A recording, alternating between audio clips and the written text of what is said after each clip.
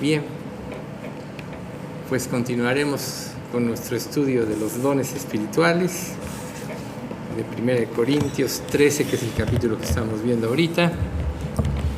Y bueno, ese es un capítulo medular porque pues básicamente se habla del amor vacío, sin un fruto, y el amor que trae fruto produce pues obras guiadas por Dios.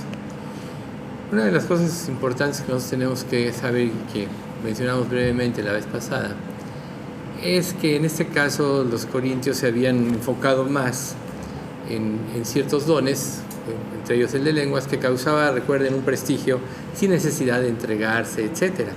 Entonces cuando ellos son enfrentados por Pablo para corregir todas estas deficiencias, pues lo único que ven es que estaban desenfocados. Eso es algo muy importante en nuestras vidas, porque muchos de nosotros podemos vivir con un mal enfoque, y eso es debido a que las escrituras no están morando en la intensidad que debieran en nosotros. Nosotros ya sabemos, lo hemos hablado mucho, que cuando Dios nos llama nos da prácticamente un nuevo futuro, una esperanza, y nosotros tenemos que aprender a redireccionar nuestra vida y enfocarla a la meta suprema. ¿Cuál es la meta suprema? El premio del supremo llamamiento que Dios nos ha dado a través de Cristo Jesús, Señor nuestro. Si esta no es la meta de nuestra vida, fácilmente nos vamos a desviar o vamos a perder precisamente el rumbo de nuestra vida cristiana. Y esto es fácil mantenerlo si en nosotros existe la gratitud creciente por ir comprendiendo cada día de una manera más profunda lo que Jesús hizo por nosotros en la cruz. ¿A qué grado? Al grado de menospreciar nuestra vida y todas las cosas antes que a Dios. Recuerden, si alguno viene a mí y no aborrece a su padre y madre, esposa e hijos, hermanos y hermanas, y aún también su propia vida, no puede ser mi discípulo. Y no es que Dios quiera que en un sentido aborrezcamos. Lo que quiere decir este pasaje, y lo dice en otras versiones un poco más claro, es que en relación con el amor de Dios nada se puede comparar y nada se debe oponer. Entonces, cuando nosotros tomamos conciencia de esto, es ahí precisamente donde nosotros vamos a buscar de una manera diligente lo que Dios revela y dice en su palabra. Recuerden, no importa lo que tú pienses, lo que tú pensaste, lo que tú pienses hacia el futuro. Lo importante es lo que Dios dice, porque eso es lo que va a prevalecer por sobre todas las cosas. Entonces, por ejemplo, en Isaías 8:20 dice: busquen las instrucciones y las enseñanzas de Dios. Quienes contradicen su palabra están en completa oscuridad. A lo mejor tú dices: no, yo no contradizco su palabra, al revés, la Biblia, mi libro de libros, etc.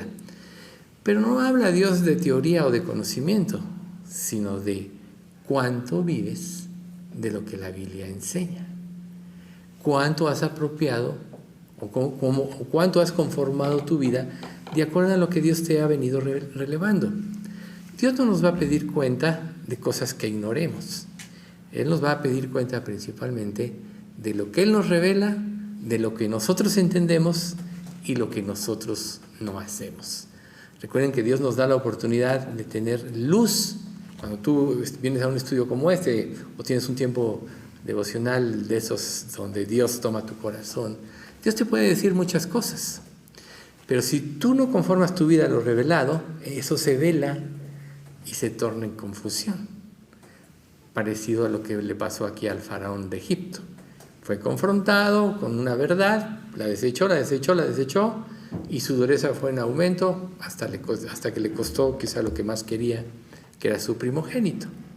Entonces, por eso Pablo, cuando le manda su carta a Timoteo, le dice: procura presentarte delante de Dios, aprobado, como obrero que no tiene de qué avergonzarse, que usa bien la palabra de verdad. Procura con diligencia presentarte a Dios aprobado. Todos sabemos lo que es y entendemos lo que es la diligencia. Una persona que está presta a servir, a ir más allá de lo que se le ordena, cosas de este tipo. Entonces, ¿qué tanto tú estás así con Dios? ¿Qué tanta gratitud puede haber en tu vida. Nosotros tenemos que saber algo muy importante. ¿Cuál es el fundamento de nuestra fe? El fundamento de nuestra fe debe ser su palabra revelada, pero de su palabra revelada es la confianza en el carácter de Dios. Recuerden, Dios no es hombre, por eso no miente, ni hijo de hombre, por eso no se arrepiente. Él dijo, y no hará. O sea, Dios es veraz. Pues, también dice otro pasaje, sea Dios veraz y todo hombre mentiroso. Entonces, si Dios habla verdad, y tú crees que Dios habla verdad, entonces, ¿por qué no conformas tu vida a las revelaciones que Dios te da en tu palabra? Es muy fácil hablar, así como yo estoy parado aquí, o Alex hace rato estaba parado aquí. Podemos decir muchas cosas. Podríamos hablar horas. Pero ¿qué pasa si nosotros no disponemos nuestro corazón para conformar nuestra vida a lo revelado? Yo sé que este es un tema que se repite constantemente, pero recuerden que Pedro dijo, a mí no me es necesario escribiros las mismas cosas, pero para vosotros es seguro. ¿Por qué Dios a veces nos repite? Porque nos hemos hecho tardos para oír, porque estamos muchas veces en una situación letárgica donde vemos las cosas como no una realidad, sino solo como una teoría. A lo mejor nos acostumbramos a desobedecer a tal grado que ya la palabra no causa ese impacto. ¿Cuándo vas a saber tú, o cuándo te das cuenta que la palabra causa un impacto en tu vida? Cuando tú la recibes y estás dispuesto a cambiar, estás dispuesto a conformar tu vida a ella. Ahí es cuando la palabra causó un impacto en tu vida. Entonces, si la palabra de Dios es la fuente de vida y toda verdad, ¿por qué de alguna manera la menospreciamos? Historias de la palabra son repetidas y el pueblo de Israel es un ejemplo de cómo parcialmente o temporalmente, generalmente después de ser afligidos, decidían obedecer a Dios, seguir a Dios, y luego al pasar un poco de tiempo y volvían a las mismas costumbres. Eso lo vio Josué. Por eso Josué tuvo que decirles cuando ya iba a entregar él el reino, pues yo no sé a quién sirváis, pero yo en mi casa serviremos a Jehová. Porque él veía las tendencias de Israel, y tendencias que a la larga se cumplieron, porque cuando se levantó una nueva generación, después de que murieron los ancianos contemporáneos a Josué, la gente a la larga se desvió, se endureció. Dieron por hecho que merecían las bendiciones de Dios y no vivieron en esa gratitud. Entonces eso les costó sufrir mucho. Entonces, si Dios cumple todo lo que Él promete, ¿por qué no le crees? Y tú dirás, sí le creo. Bueno, ¿por qué no conformas tu vida a lo que Él te dice? Ahí está la clave, ¿no? Es muy fácil idear pensamientos en nuestra vida que pueden tornarse así como un ídolo. Tú puedes hacer un Dios de tus propios pensamientos, de tus propias ideas, y no te das cuenta que estás desechando quizás la palabra de Dios. Por eso nosotros tenemos que, por eso Pablo le dijo a Timoteo, procura presentarte delante de Dios aprobado, como obrero que no tiene de qué avergonzarse, que usa bien la palabra de verdad. O sea, Dios realmente ve con beneplácito al que se humilla y quiere cumplir su palabra. Nosotros por nosotros mismos no somos capaces, pero cuando nosotros disponemos nuestro corazón y Dios lo ve, es ahí donde el favor de Dios es hacia nosotros. Por eso es tan importante preparar nuestro corazón, lo que yo siempre les comento previo a un estudio que hagan, para que la palabra de Dios haya cabida, para que nuestros pensamientos vanos y sin provecho se disipen ante la luz de la palabra. No dice en 1 de Juan que Dios es luz y no hay ninguna tinieblas en Él. Y si Dios es luz y la palabra te está iluminando ahorita, ¿por qué mantenerte en esta situación? Entonces, si nosotros no edificamos nuestra vida sobre la confianza en que Dios cumple todo lo que promete, entonces estamos a la deriva. ¿Y qué dice la Escritura? Que el impío es como un mar en tempestad que no puede estarse quieto y sus aguas arrojan cieno y lodo. Vamos de allá para acá, pensamiento tras pensamiento, concepto tras concepto. Cuando tenemos la revelación de la palabra, háganse una pregunta. ¿Cómo pueden ustedes reconocer cuál es la sana doctrina? ¿O cómo saber que están viviendo en la sana doctrina? Fíjense, qué interesante concepto. La enseñanza sana combina el conocimiento y la comprensión correctos con una práctica constante. Conocimiento, asimilación del conocimiento, o sea, comprensión del conocimiento y acción. Si nos quedamos solo en la revelación, en el conocimiento, nuestro entendimiento va a quedar sin fruto. Entonces nosotros tenemos que meditar. Por eso es tan importante no nada más leer, sino dar un tiempo para meditar lo leído. ¿Qué significa meditar lo leído? Tratar de apropiar a tu vida lo que Dios te está revelando. Saber qué tanto, más bien dicho, analizar qué tanto estás aplicando de los conceptos que Dios te revela a tu vida, y todo lo que tú veas que está mal, arrepentirte y pedirle a Dios ayuda. Nosotros somos frágiles, somos débiles, somos incapaces de cumplir la ley de Dios. Pero Dios sí la puede cumplir en nosotros si, reitero, disponemos nuestro corazón. Entonces nosotros, para que nuestro corazón se incline a Dios, tiene que ser desenmascarado de todos los falsos conceptos en que vive, aún de lo que tú te puedes estar nutriendo. A lo mejor se te hace muy cómodo nutrirte de lo que otra persona te dice, ¿no? Un predicador o algo. Estamos llenos de predicaciones en YouTube de todo tipo de personas. Y a veces tú dices, ay, leo la Biblia, bueno, mejor veo una predicación, ¿no? Pero en realidad lo que realmente te va a edificar a ti es tú y Dios. ¿Para qué dejas que otro te diga lo que Dios le reveló cuando Dios te lo puede revelar a ti? Y yo no digo que sea malo eso. La cuestión es qué prioridades estás dando en tu vida. O sea, lo primero es tú y Dios, no que otro te platique de Dios. Cuando eres tú y Dios, entonces tú de cualquier enseñanza vas a poder asimilar mucho en tu vida, porque tu corazón y tu mente están condicionadas a la palabra de Dios. Si la palabra de Dios no es la base de tu vida, entonces lógico vas a ser confundido. ¿Por qué? Porque este mundo que está diseñado por el diablo siempre usa verdades parciales de la Escritura, por ejemplo, y las mezcla con el error.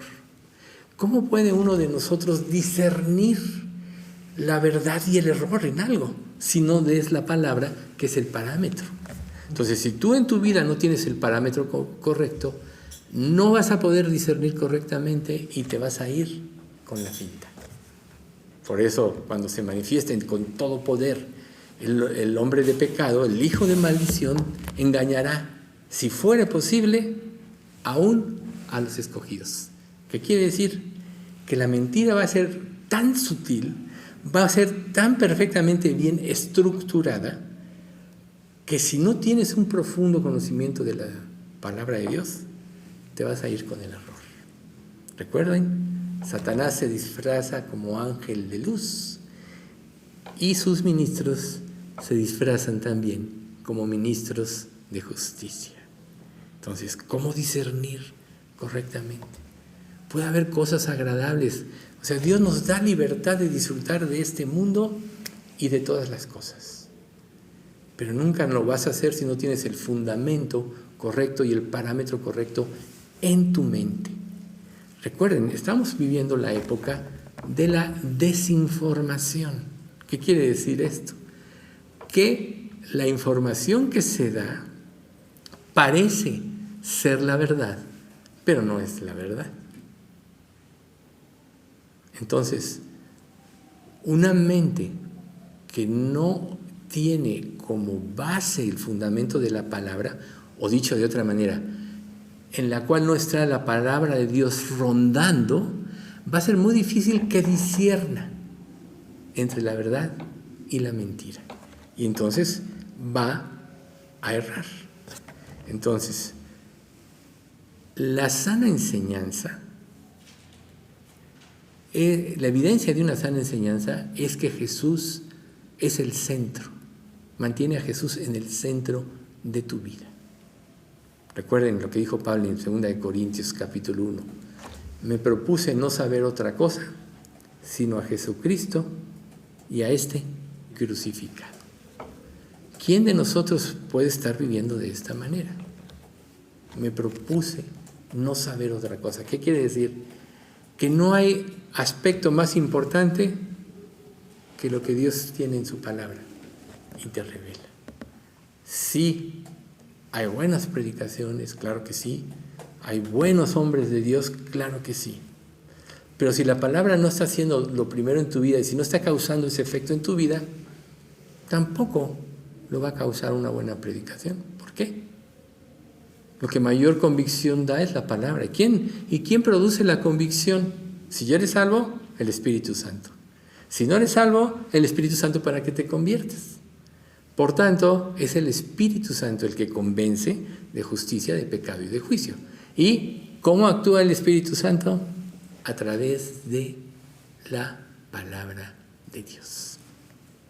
Es como Dios así destinó que sea. O sea, el Espíritu, Jesús es la palabra, el Espíritu inspiró la palabra, el Espíritu es el mejor traductor de la palabra. Entonces, usar otros métodos como primarios te lleva forzosamente a la confusión. Si tú usas la palabra como el parámetro de tu vida, nunca vas a caer en confusión. A lo mejor, de momento, puede ser, ¿no?, que lleguen las emociones, etcétera. Pero ¿sabes una cosa? La palabra siempre triunfará si está rondando en tu vida, porque la misma palabra desenmascara el pecado. La luz disipa las tinieblas. ¿Y por qué? Y les insisto yo en este tipo de situación, en esta carta que estamos viendo, porque ya los corintios ya habían sido confundidos, habían dejado de ver con claridad, como lo platicamos el domingo pasado, el valor de cada don en la vida de cada persona. Se habían enfocado en los dones a su criterio más eminentes, y entonces eso los llevó a levantar su orgullo. ¿No es acaso lo que el diablo siempre trata de hacer? Lo primero que trata de hacer es levantar tu orgullo, porque si lo levantó te tiene en sus manos. ¿No fue acaso el orgullo lo que hizo que él se rebelara en contra de Dios? ¿No es acaso el orgullo lo que impide que una persona se convierta? ¿No es acaso el orgullo lo que impide que nos entreguemos verdaderamente? ¿Sí? ¿Y qué es lo que hace la palabra de Dios?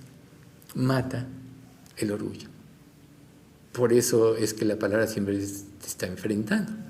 Si tú estás leyendo la Biblia y no estás siendo enfrentado, algo anda mal. Porque recuerden, la palabra todo lo escudriña, ¿no?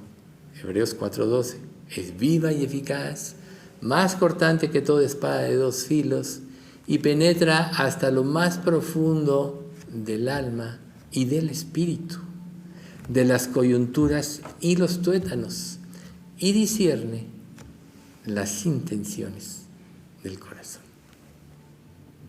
Esa es la única manera en la que nos podemos ver como realmente somos, como Dios nos ve. Por tanto, la palabra de Dios, las verdades plasmadas te deben de llevar siempre al quebrantamiento. Si Dios nos diera la salvación y ya nos blindara sin ninguna influencia, ¿para qué leeríamos la palabra? Ya estamos blindados.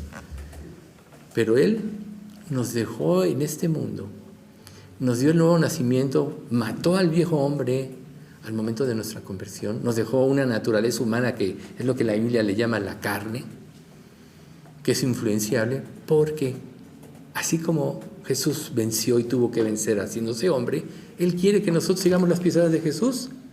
Vencer en la dependencia de Dios nos va a hacer hacia el futuro invencibles.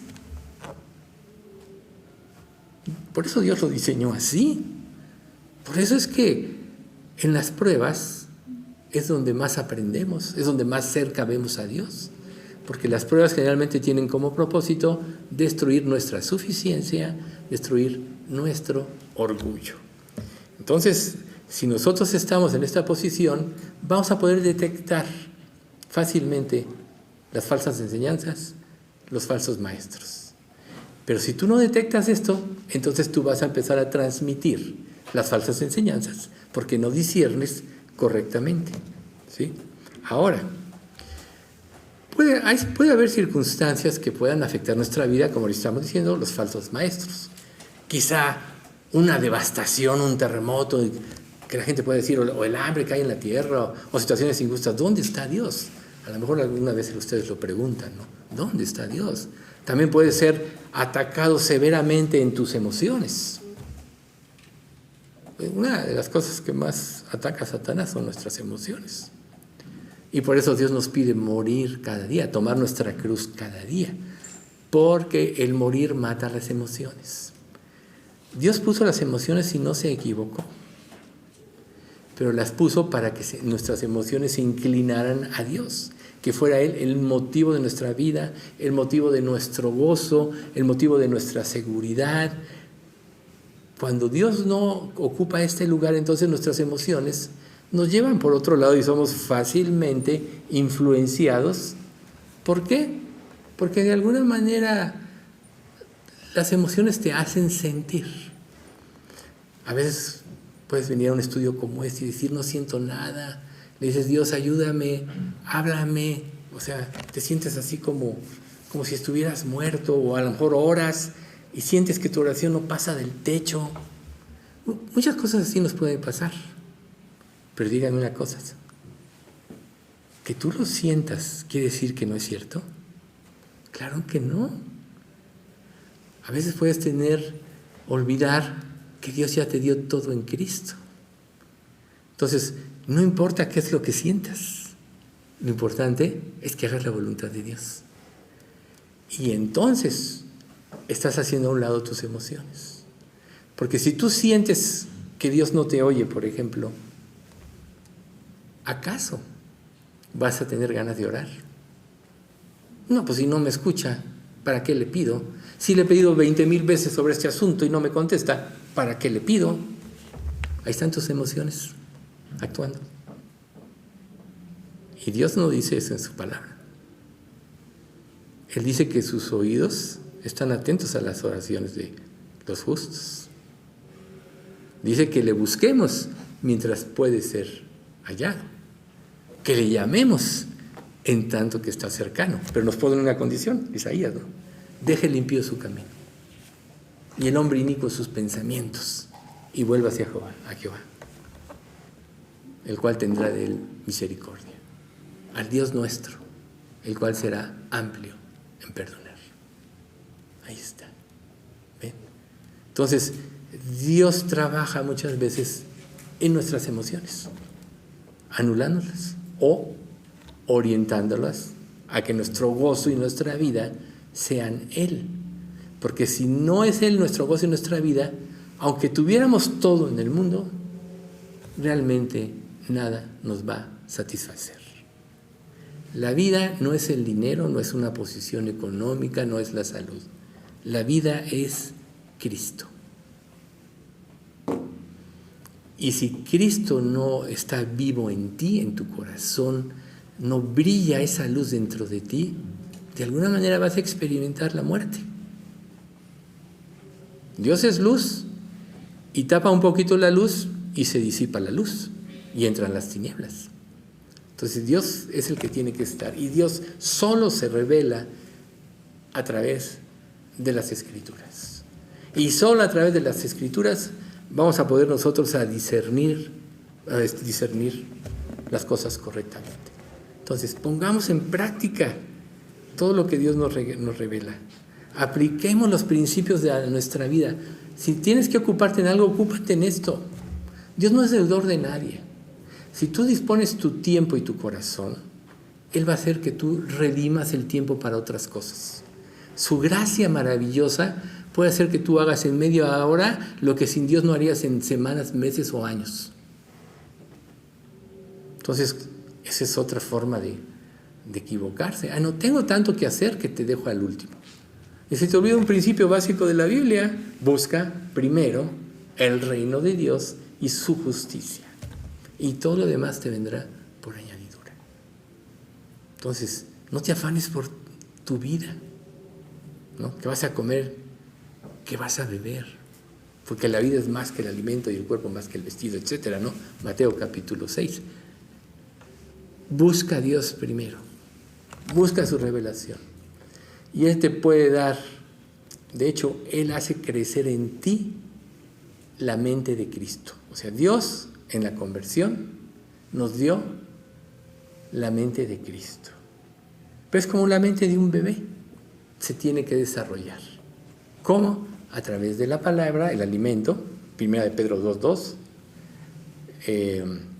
Dice, ¿qué? Desear como niños recién nacidos la leche espiritual no adulterada, para que por ella crezcáis para salvación. Ahí está, la palabra de Dios, la leche espiritual no adulterada. Si tú la buscas primero, entonces Dios en su gracia naturalmente va a ir derramándola para que todo lo demás se arregle. Entonces no nos compliquemos, vayamos a lo básico de la Biblia. Primero Dios, luego Dios y siempre Dios, y todo lo demás déjaselo a Él. Si no fuera de esa manera, ¿ustedes creen que Él no habría preparado las obras antes de la fundación del mundo para que anduviésemos en ellas? ¿Sí? Entonces, si nosotros no hacemos esto, vamos a fracasar en el llamamiento de Dios. Y a lo mejor tú, a tu juicio, te puedes considerar victorioso, porque a lo mejor puedes hablar muy bonito, puedes exponer, pero ¿sabes qué? Eso no vale. Lo que vale es que sea el Espíritu Santo el que hable a través de ti. Eso es lo que sí vale. Y el Espíritu Santo va a actuar con libertad en la medida que la palabra rija tu vida. Entonces, si nosotros no hacemos esto, entonces, ¿qué va a suceder después? Te lo dice 1 de Juan 2, 28 y 29. Y ahora, hijitos, permaneced en Él, para que cuando se manifieste tengamos confianza, para que en su venida no nos alejemos de Él avergonzados. Si sabéis que Él es justo, sabed también que todo el que hace justicia es nacido de Dios. Un día puede llegar el final de los tiempos, si eres salvo, vas a pasar ahí como por fuego, pero a lo mejor Dios te dice, mira, te di esto y lo otro, y no respondiste. O sea, si no hubiera un juicio de obras, no estaría puesto este pasaje de 1 Juan 2:27, donde dice, para que no salgamos avergonzados. ¿Qué quiere decir? Seguramente todos hemos cerrado, seguramente va a haber reproches, seguramente va a haber cosas que pudimos hacer todos y no hicimos. Ese juicio no es un juicio de condenación, solo es para saber lo que Dios nos ofreció y tomamos o no tomamos. Imagínate qué triste que te vayas a la eternidad, si realmente, reitero, eres salvo, y solo te vayas como aquella persona que recibió la mina y le escondió, porque dijo, no, pues eres un juez severo, recoges donde no sembraste, etc. ¿Pero qué le dice la divina palabra a este hombre? Oye, siervo necio, ¿no pudiste haber metido al banco y cuando menos había yo recibido los intereses? ¿Qué estás haciendo tú con lo que Dios te da? Un día vas a dar cuenta. Y entonces aquí viene la segunda parte, la próxima parte de Corintios, del 13, del 9 al 11, dice, porque en parte conocemos y en parte profetizamos. Mas cuando venga lo perfecto, lo que es en parte se acabará. Cuando yo era niño, Hablaba como niño, pensaba como niño, juzgaba como niño. Mas cuando ya fui hombre, dejé las cosas que eran de niño. Dios quiere que maduremos. Nosotros sabemos que la palabra ya está dada. La revelación de Dios a la raza humana ya está dada. Entonces, conocemos en parte, porque hasta que se manifieste Dios en plenitud y le veamos tal cual es, vamos a conocer completamente bien las cosas. En parte profetizamos, ya vimos la parte de la profecía, ya es dar a conocer el Evangelio, es hablar conforme a la palabra a los demás. Eso es lo que es profetizar. Recuerden que profetizar se traduce también como proclamar. Entonces, en parte conocemos, en parte profetizamos. O sea, Dios nos dio la función como iglesia de proclamar el Evangelio. Nosotros no entendemos la grandeza de la obra de Dios al hecho de que Jesús renunció a ser Dios y se hizo hombre por amor de nosotros. O sea, renunciar a todo para salvar a una creación caída, la que respondiera a este amor. Y eso implica un gran amor. ¿Cuántas veces a nosotros no nos cuesta renunciar o despojarnos de algo? Por ejemplo, el parámetro que Dios nos dio de la ofrenda. O sea, a veces puede costarles trabajo decir, no, si a lo mejor yo podría utilizar este dinero para esto. ¿Dios necesita de lo tuyo? No necesita de nadie, lo hemos dicho aquí. Y hemos mencionado, si no lo haces como por amor a Dios, mejor ni des porque no te vale de nada.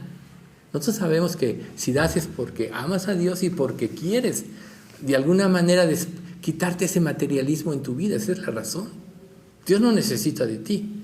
Pero si tú te despojas de algo, en un sentido estás siguiendo el principio que Jesús hizo. Si alguien perdió algo, fue Jesús. Imagínense un Dios intachable, inmortal, en el cielo, donde no hay pecado, donde es pura luz. Renunciar y hacerse hombre. Por eso la Biblia dice, se humilló a sí mismo haciéndose semejante a los hombres. Y aún como ser humano, se humilló haciéndose obediente a Dios Padre. Él era Dios, pero se sometió como humano para dejarnos el ejemplo. Entonces, no nada más nos dio la salvación, sino también nos puso un ejemplo. Por eso Dios nos deja en este mundo, para que la única manera de obtener la victoria sea siguiendo el ejemplo de Cristo, siguiendo las pisadas de Jesús. ¿Cuáles son estas pisadas? No puedo hacer yo nada por mí mismo. Según oigo, y aquí podríamos decir, según Dios me revela en su palabra, así juzgo. Mi juicio es verdadero porque no busco mi voluntad, sino la del que me envió, la del Padre. Vives para buscar la voluntad de Dios. Vives para hacerla. Ahí es precisamente donde va a estar la victoria, si realmente lo haces. Si no, solo te vas a entretener, ¿sí? Entonces, el objetivo de profetizar siempre fue la edificación de la iglesia. Cuando tú vives la palabra, edificas a muchas personas, aunque muchos no lo reconozcan. ¿Por qué? Porque la verdad pone en evidencia la mentira. La luz disipa las tinieblas.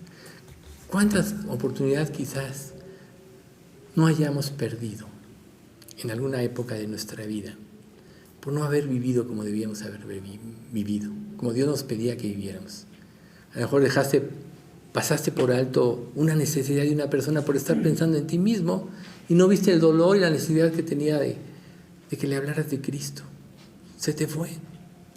Pasó, sufrió consecuencias y todo, y a lo mejor algún día Dios te hizo ver, pudiste haberle hablado. O se murió y no le hablaste.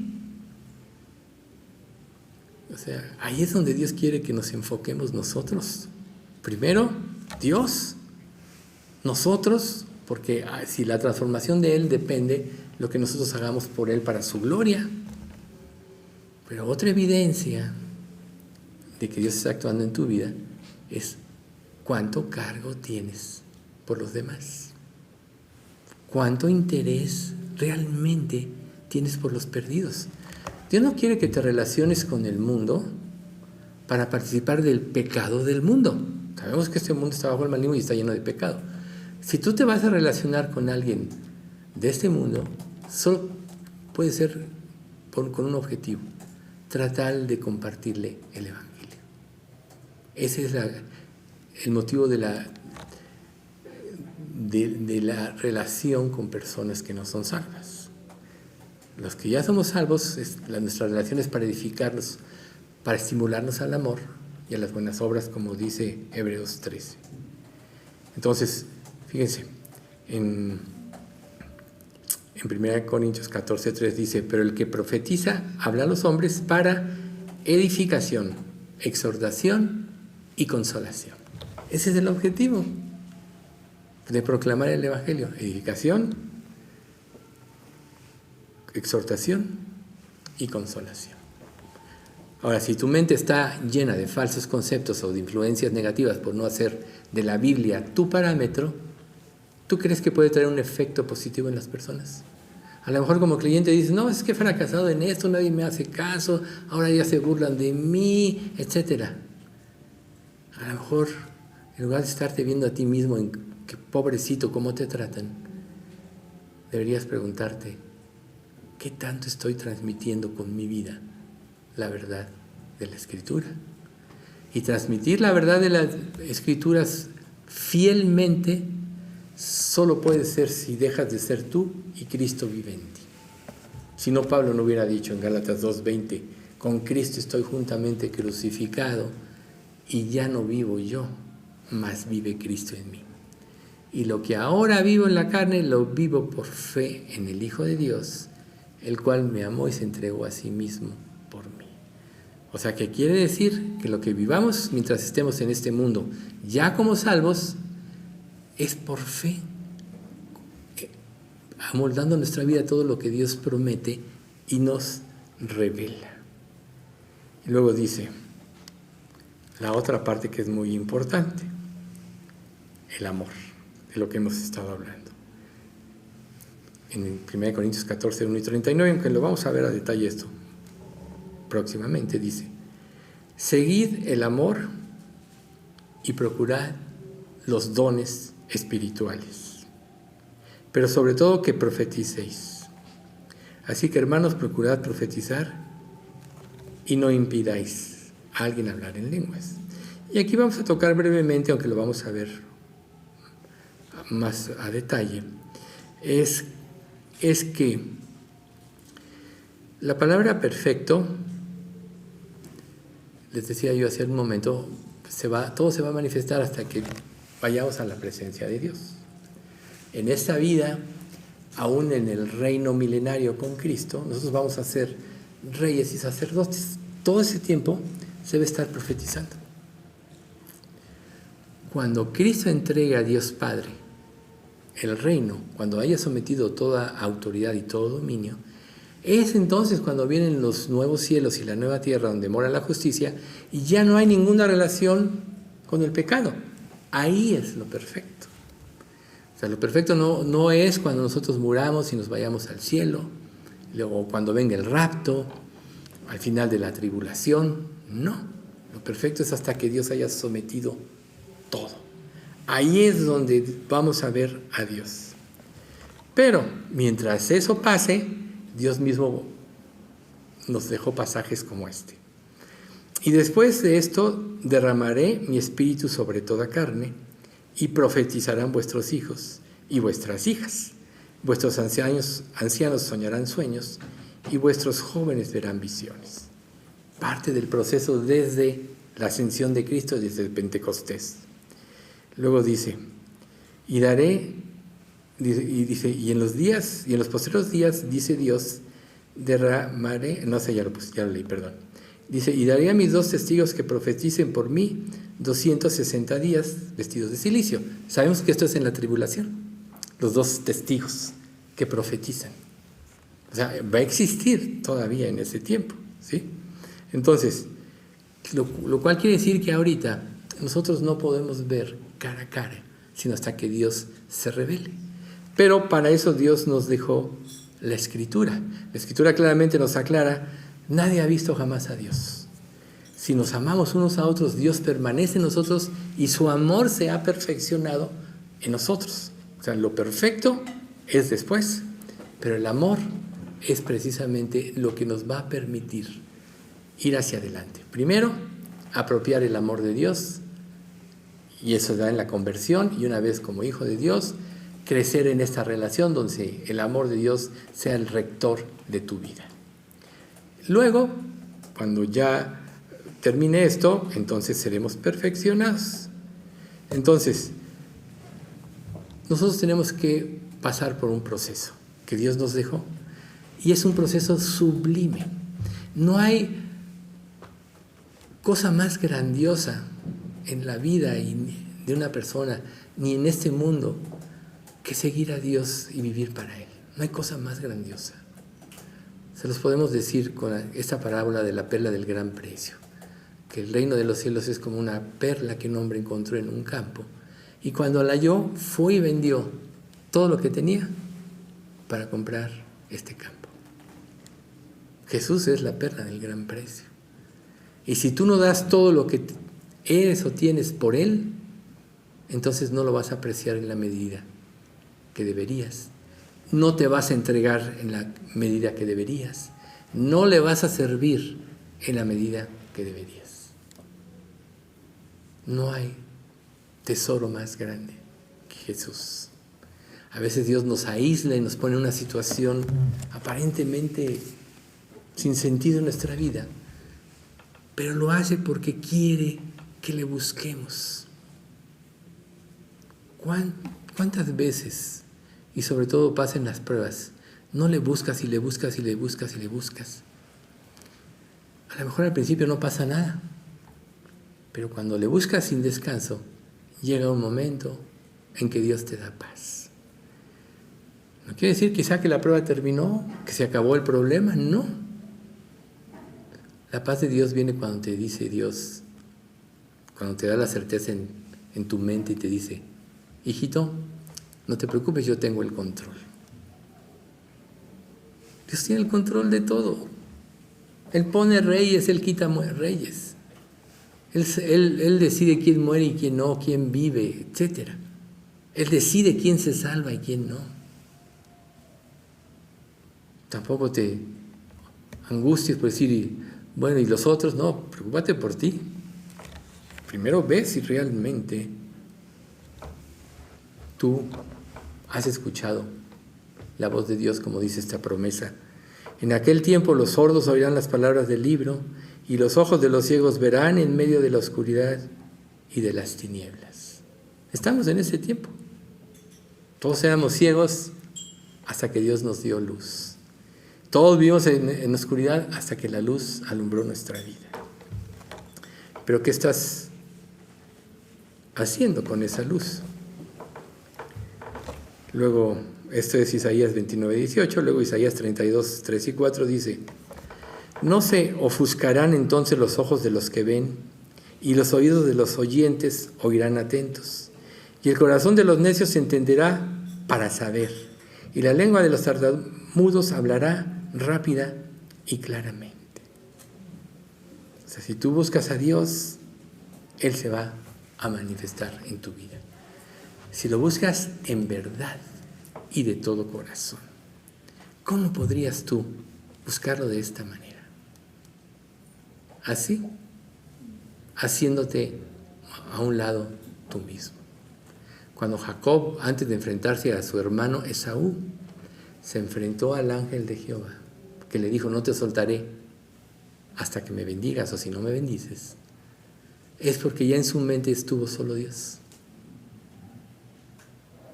A lo mejor en todos esos años que sirvió a Labán, 21 años, muchas cosas pasaron por su mente. Era tramposo, era engañador, su mamá se lo enseñó, lo consintió, se fue huyendo de su hermano por haberlo engañado. Por supuesto que Dios le hubiera dado todo lo que le prometió. Antes de nacer dijo, el mayor servirá al menor. Ahí estaba la promesa. Eso quiere decir que a veces nosotros nos anticipamos al tiempo de la bendición de Dios. La queremos tomar en nuestras manos y como Dios no va a prosperar un pensamiento así, nos decepcionamos. Pero esperar el tiempo de Dios siempre implica morir a lo que tú piensas, morir a tus expectativas y no más bien creer en aquel que resucita a los muertos.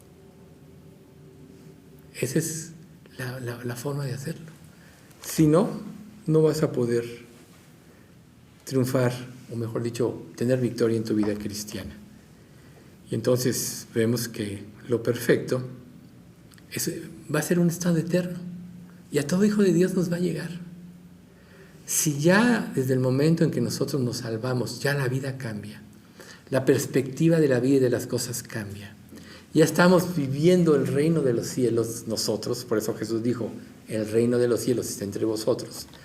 Desde el momento que tú te conviertes y crees, ya empiezas a vivir bajo el poder del nuevo orden, que es el poder del Espíritu.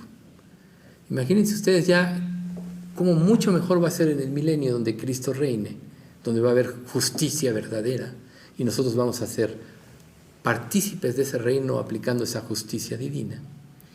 Pero todavía más hermoso va a ser en la eternidad, donde Dios descienda con la nueva Jerusalén, una ciudad hecha de obras, de creyentes, y Él sea la luz de la misma ciudad.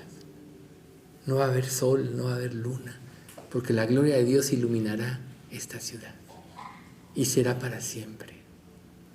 Quizá cuando te sientas abrumado por pruebas, por situaciones en esta vida, sea bueno que proyectes tu mente a aquel tiempo que vendrá. Quizá eso te dé fuerza para seguir adelante, fuerza para obedecer a Dios. Por eso dice Romanos 5:5 que la esperanza no avergüenza. Tener esperanza no es malo, si crees en el amor de Dios. Por eso dice, porque el amor de Dios ha sido derramado en vuestros corazones por el Espíritu Santo que nos fue dado. O sea, es el Espíritu Santo el que hace vivas las promesas. Es el Espíritu Santo el que nos revela el sentido correcto de las Escrituras. No es ningún predicador, no es ninguna persona, es el Espíritu Santo. Y el Espíritu Santo solo va a actuar con libertad en la medida que tú dispongas tu corazón para obedecerlo. ¿Tú crees que tú puedes engañar a Dios?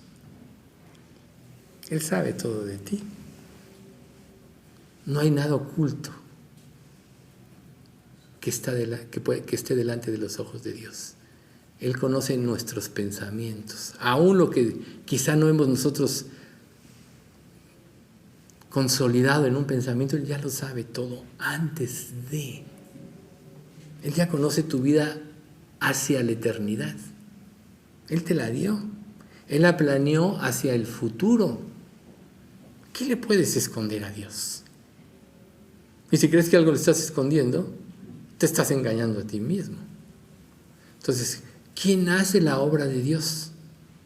El Espíritu Santo. ¿Cuál es el poder de la vida cristiana? Que el Espíritu Santo actúe con libertad en ti. Y el Espíritu Santo no va a permitir la mentira en tu vida, ni los falsos conceptos. Porque el Espíritu Santo todo lo escudriña, dice la Escritura, aún lo profundo de Dios en Romanos 8. Por eso cuando nos convertimos es el Espíritu. Dios nos da su Espíritu. Si eres creyente, lo traes en tu corazón. Aquí está quien te va a revelar todas las cosas. ¿Por qué buscas? ¿Por qué te confundes? Ve a la palabra de Dios. Entonces, cuando vengan esos cielos y esa nueva tierra, será como un sueño. Será como un despertar glorioso. ¿Sí? Entonces, hay dones, hay ministerios que cesarán por sí mismos, como las lenguas. Yo creo que eso ya lo vamos a dejar para el próximo domingo.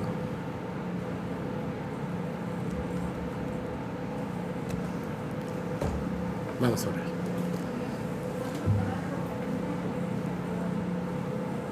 Carmina se cayó. Con mucho gusto. Padre bendito, te agradecemos mucho por este estudio, por todas estas revelaciones. Gracias Dios porque tú no eres un Dios de confusión, sino de paz. Y todo lo que nos revelas es para reconciliarnos contigo y llevarnos a la paz que sobrepasa todo entendimiento. Gracias por habernos dado a tu Hijo, gracias por habernos dejado el legado de tu palabra donde podemos saber exactamente cuál es tu voluntad, cómo seguirla, cómo tenemos que vivir. Danos, Señor, ese corazón, te pedimos que te busque insistentemente hasta encontrarte. Anhelamos que tú te reveles ampliamente en nuestras vidas y que nos hagas ver la realidad de las cosas, Padre. Que nos hagas ver las cosas como tú las ves, porque sabemos que tú las ves de una manera perfecta. Enséñanos, Padre, a cederte plenamente el control de nuestra vida, confiando en que nadie mejor que tú la puede manejar y orientar hacia el máximo, que es formar a Cristo en nosotros. Gracias, Padre, por estos estudios, sigue tú guiándolos. Purifícanos y límpianos, Padre, sobre todo a quienes nos paramos aquí para exponer la palabra, para que cada día nos vaciemos más de nosotros mismos y nos llenemos más de ti y todo sea para tu gloria. Padre, especialmente te queremos pedir por Carmina que se cayó, que tú la restaures pronto, que no permitas que haya daños mayores, Señor, que la sanas. También te pedimos por Pati López, que tú sigas trabajando en ella hasta que te glorifiques en su vida y le puedas dar la verdadera salud. Y por cada uno de los que estamos aquí, que nos mantengas en salud física, salud espiritual sobre todo, Señor, y con la confianza de que tú eres el que establece los tiempos y las sazones que en tu potestad designaste para cada uno de nosotros. Creemos y confiamos en ti, Señor, los ponemos en tus manos. Te pedimos que bendigas a nuestra iglesia, que atraigas a personas que quieran vivir para ti, que estén dispuestas a darlo todo por ti, para que nuestra iglesia pueda crecer en fe, en santidad y en amor. Padre, te pedimos todo esto en nombre de Cristo Jesús. Amén.